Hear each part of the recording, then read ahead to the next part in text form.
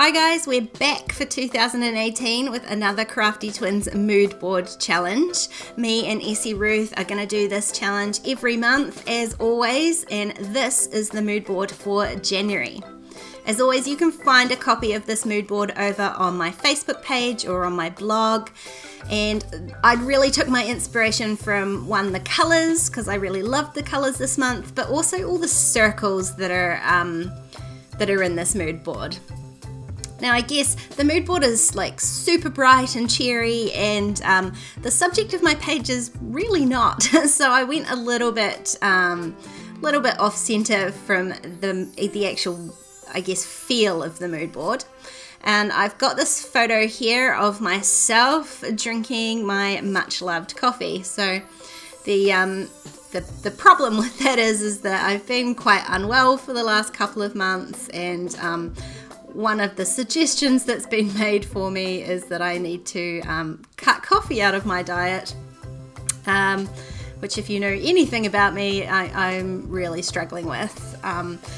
Not just from the caffeine withdrawals, which, as you can imagine, have been fairly horrific, but also I just love the ritual, and yeah, there's nothing about getting myself a cup of coffee that I don't enjoy. So it's been a little bit tough.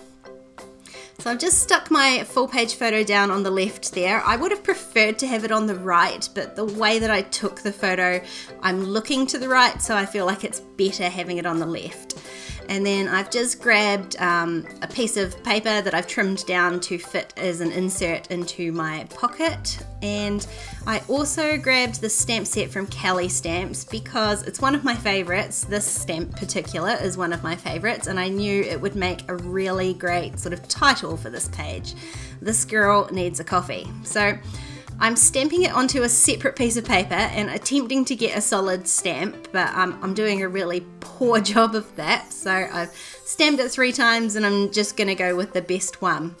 I've got a metal die, a circle die, but it doesn't quite fit the stamp, so I'm going to give it my best nudge, and if it looks bad, then I will use one of the other stamps that I did. I'm just going to trim that out so I can run it through my diamond press.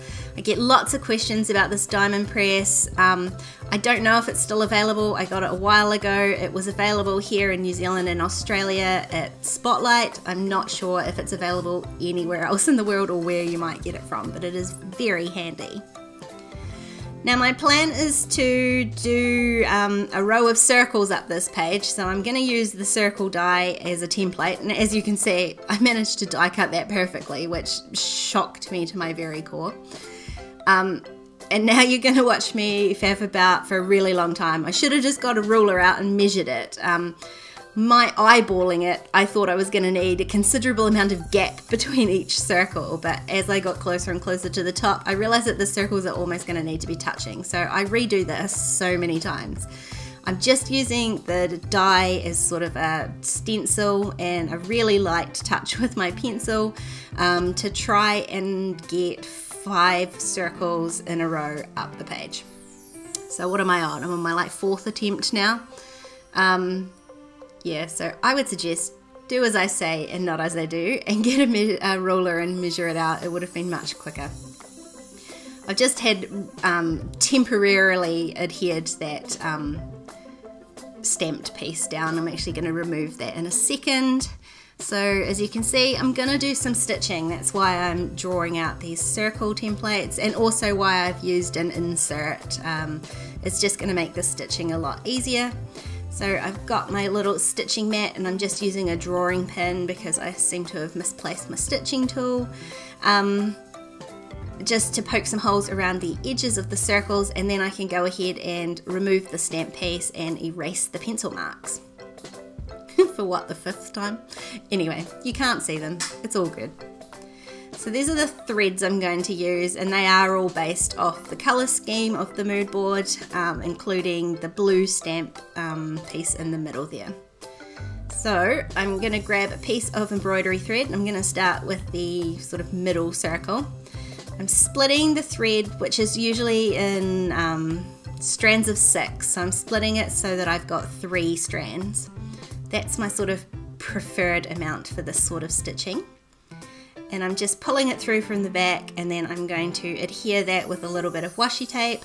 I don't like stitching them because it leaves, you know, sort of quite a big bulky lump at the back of the page, and even though this is an insert, I still want it to be as flat as possible.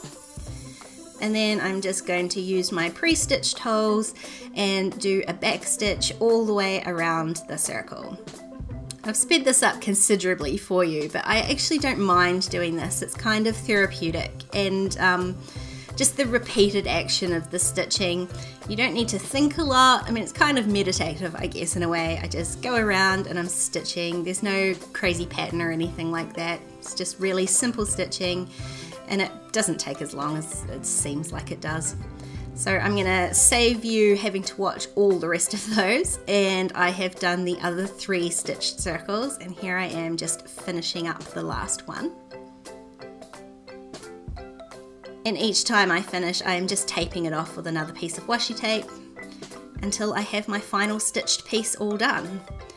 And I can go ahead and adhere the stamped piece more permanently this time. And what I want to do is I want to add some journaling in one of these circles, and I decide to do it above the title because I don't want it to be too bottom heavy towards the bottom of the page. So I also don't want it to be too heavy in the middle here, so I'm using a really light grey pen. Just drew some lines first so I'd have a bit of a guideline, and then filled in my journaling. That was my plan for the page.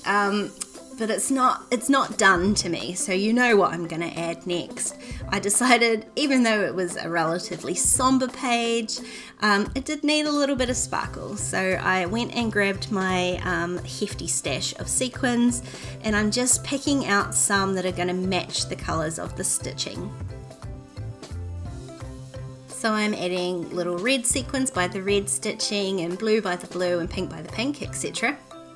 Trying my hardest to match the colours sort of, you know, reasonably closely if I can. And trying to get different sizes as well. I sort of liked that kind of bubbly effect of having the different sizes and the different colours going up the page.